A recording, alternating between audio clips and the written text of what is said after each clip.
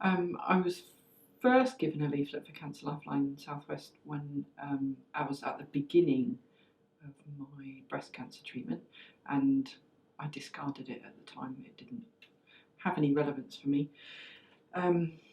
My breast cancer nurse gave it to myself and my partner again at the end of our cancer treatment.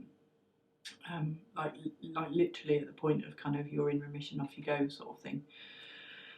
And at that point, I remember looking at it on the way home and reading it and kind of going, wow, that is exactly what I need. And then it said, and it was free, and that you had to pay a £50 deposit. I mean, yeah, you had to go talk to your GP and you had to be ready, and it wasn't a holiday.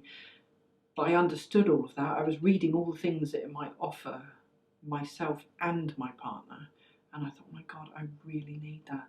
Because when I was diagnosed, our children were 5 and 1. And it had taken quite a while to get diagnosed, and was kind of repeatedly told that I was just a new mum who was just really tired and too young to have cancer. So it took a while. So that break, once we began the process, even the idea that we might get to go on it gave me a real sense of hope, because I was really struggling at the end of treatment, having gone back to work in the NHS and finding it really hugely unsupportive. I'd had an email asking me when I was due back to work the day after I finished radiotherapy after 8.5 months of treatment. I was broken and on my knees, and explained that, but it wasn't understood. So I was really struggling, and I work as a therapist, and I knew that I wasn't ready to go back and be with other people's stories. I was so shattered by my own. So I was just doing a lot of admin. So I was really, really struggling, and had so much fatigue from the treatment, and the weight of expectation to return to normal was absolutely massive. And I felt trapped and frightened and utterly overwhelmed at that point. So we went through the process of getting on the break, and organised my sister-in-law to come down and have the children. And even the journey there, it was really frightening. It was a blustery, windy, crazy November night, and we arrived at Sharpham, and we both nearly turned around and went home. We were so scared, but also really knew that we needed it. I think we'd held everything together because we loved our children so much. Everything was around making sure they were okay, everything. And to know that perhaps we were going to go and have a space to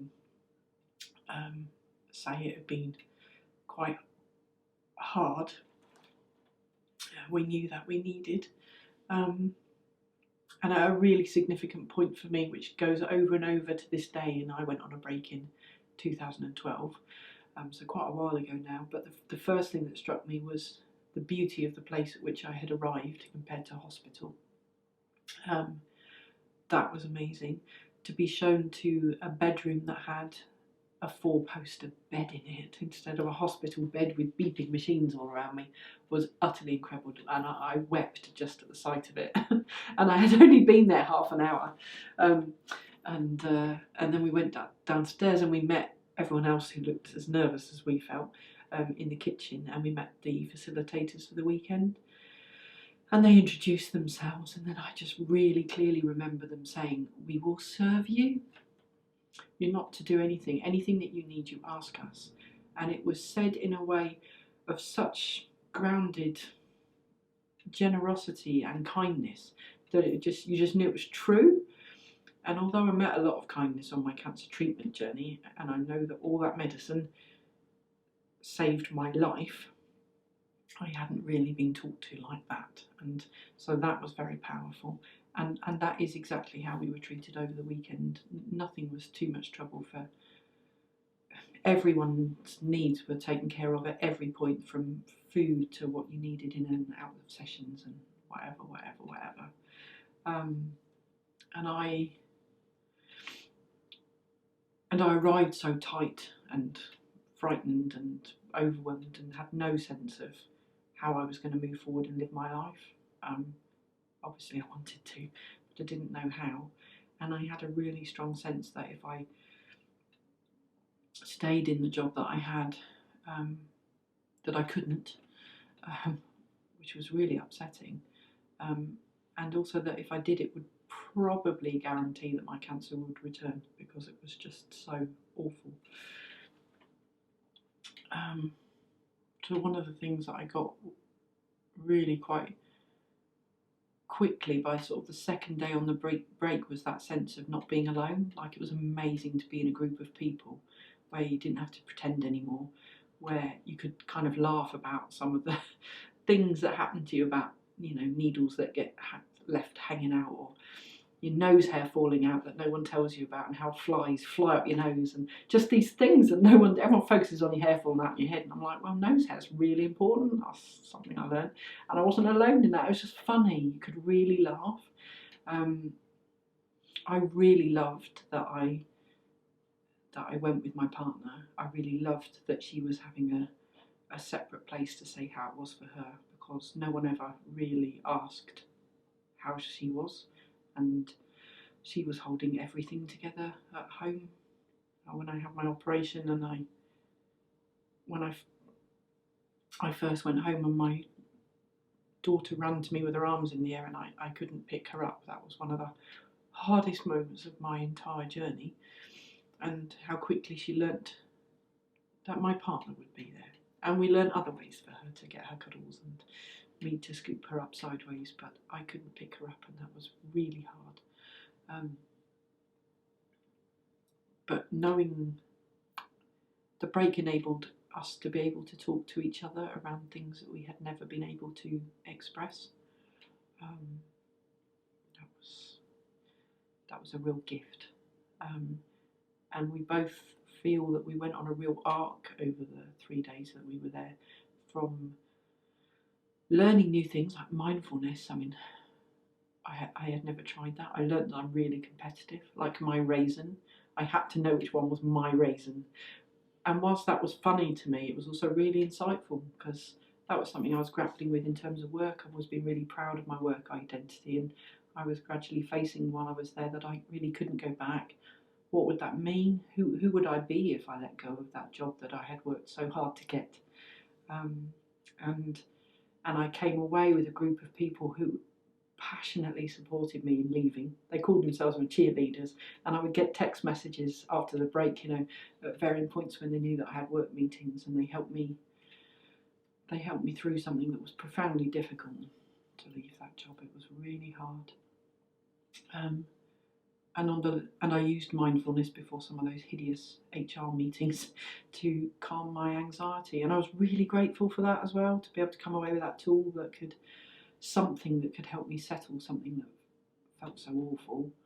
But knowing I wasn't alone, I mean, that's amazing. And